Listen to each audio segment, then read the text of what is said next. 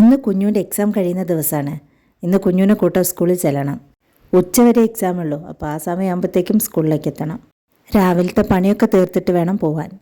ഇന്ന് പുട്ടും പഴവും പപ്പടവുമാണ്. പുട്ടുപൊടിയിൽ കുറച്ച് വെള്ളം ഒഴിച്ച് മാറ്റി വെച്ചാൽ പുട്ട് നല്ല സോഫ്റ്റായി കിട്ടും. 1 കപ്പ് പുട്ടുപൊടിക്ക് 1 കപ്പ് വെള്ളം എന്നുള്ള കണക്കിലാണ് ഒഴിക്കുക എന്ന് പറയുന്നേക്കുക. പക്ഷെ ഞാൻ എൻ്റെ ഒരു കണക്കിനാണ് വെള്ളം ഒഴിക്കുക. ഞാനങ്ങനെ അളവൊന്നും നോക്കി അങ്ങനെ ഒഴിക്കാറില്ല. ഈ പുട്ടും ഇഡലി ഉണ്ടാക്കാൻ എനിക്ക് ഭയങ്കര ഇഷ്ടമാണ്. അന്നത്തെ ദിവസം ബാക്കിയുള്ള പണികളും വേഗം കഴിയും. എനിക്ക് സിമ്പിളായിട്ട് ഉണ്ടാക്കാൻ പറ്റിയ ബ്രേക്ക്ഫാസ്റ്റാണ് പുട്ടും ഇഡലിയും പിന്നെ ഉപ്പുമാവൊക്കെ. ചായയും ഞാൻ രാവിലെ തന്നെ ഉണ്ടാക്കി ഹോട്ട് ബോക്സിൽ വെക്കും. അപ്പോൾ പിന്നെ എടുക്കുമ്പോഴും അതേ ചൂടോടുകൂടി തന്നെ കിട്ടുകയും ചെയ്യും. പുട്ട് ഉണ്ടാക്കുമ്പോൾ ഞാൻ കുറച്ച് കൂടുതൽ ഉണ്ടാക്കും. രാത്രിയും ആവിയേറ്റി കഴിക്കാമല്ലോ. ഇന്ന് കൊത്തവരേൻ്റെ ഉപ്പേരിയാണ്.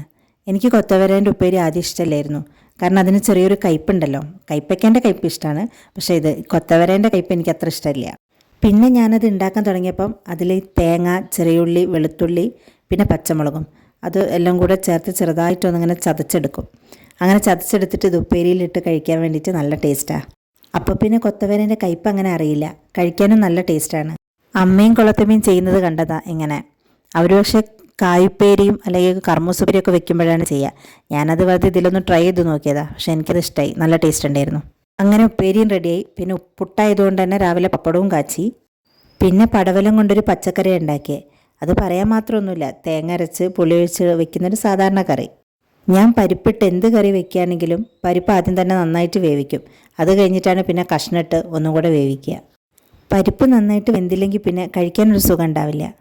അങ്ങനെ അടുക്കളയിലെ പണിയൊക്കെ ഒരുവിധം കഴിഞ്ഞു. പിന്നെ കുഞ്ഞുവിനെ റെഡിയാക്കി സ്കൂളിലേക്ക് വിട്ടു. ഇന്ന് കുഞ്ഞുവിൻ്റെ ലാസ്റ്റ് ഡേ ആണ് സ്കൂളിൽ. ഇനി അടുത്ത കൊല്ലം പുതിയ സ്കൂളിലേക്കാണ് മാറുന്നത്. അതുകൊണ്ടാണ് ഇന്ന് ഞാൻ കൂടെ ചെല്ലുന്നത് സ്കൂളിലേക്ക്. പഴയ ടീച്ചേഴ്സിനെ എല്ലാവരെയും കണ്ട് പറയണം സ്കൂളിൽ മാറുന്ന കാര്യമൊക്കെ.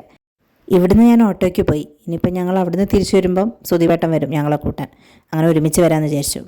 പിന്നെ ഞങ്ങൾ നേരെ അമ്മയ്ക്കൊരു ഹെഡ്സെറ്റ് എടുക്കാൻ പോയി. അമ്മയ്ക്ക് ഇഷ്ടംപോലെ കോൾസ് വരികയാണല്ലോ. അപ്പോൾ പിന്നെ ഞങ്ങൾ പറഞ്ഞു ഇനി ഹെഡ്സെറ്റ് യൂസ് ചെയ്തോളാം. അങ്ങനെ അമ്മയ്ക്കൊരു ഹെഡ്സെറ്റ് എടുത്തു. കൂടെ എനിക്കും ഒന്ന് വാങ്ങിച്ചു. പിന്നെ വരുന്ന വഴിക്ക് തേജുവിനെയും കൂട്ടി നേരെ വീട്ടിലേക്ക് പോയി. അപ്പോൾ ഇന്നത്തെ വീഡിയോ ഇത്രയേ ഉള്ളൂ. ബൈ. Thank you.